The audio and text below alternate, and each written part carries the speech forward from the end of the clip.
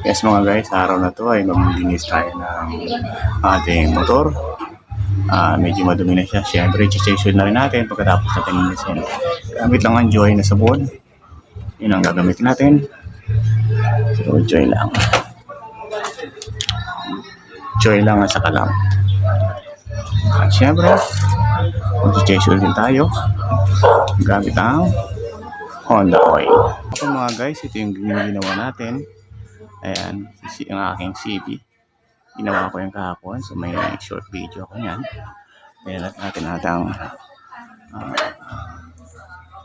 nilinis natin ang preno niya. Siyempre sa likod din. So yan ang ginawa natin kahapon. So yung ngayon, ito naman. Nilinis natin. Washing and change oil.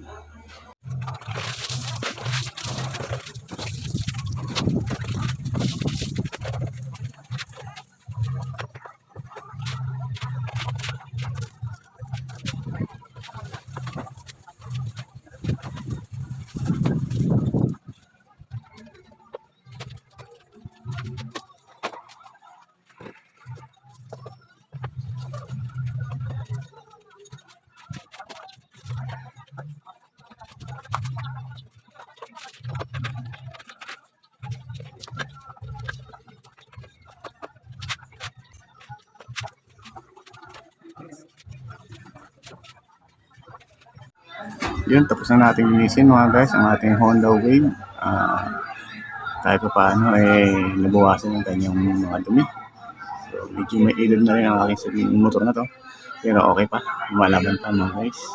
So ito, next natin gagawin ay mag-change oil tayo. So ito mga guys, gamit ang 17mm, number 17mm. Mag-change oil tayo. Ang ating langis naman ay syempre ang Honda Gold.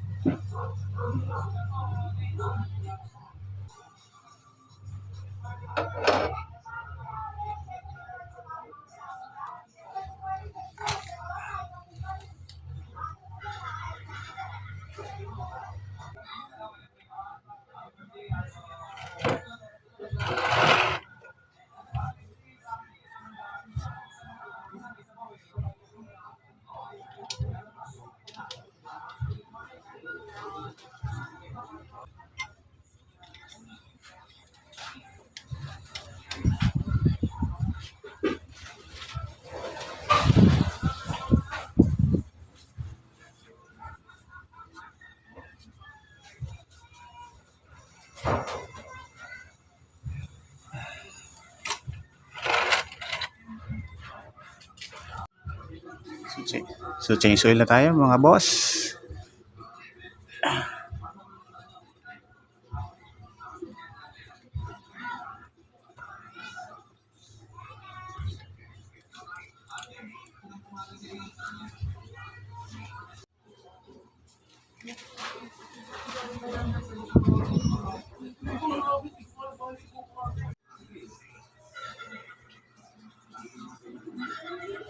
So yun mga boss, change oil na tayo. So 1 liter to.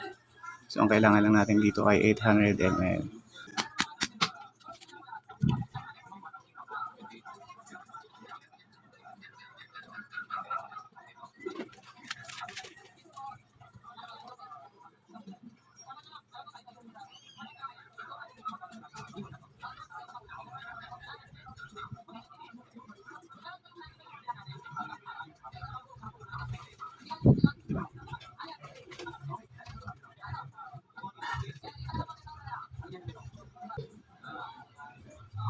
Okay.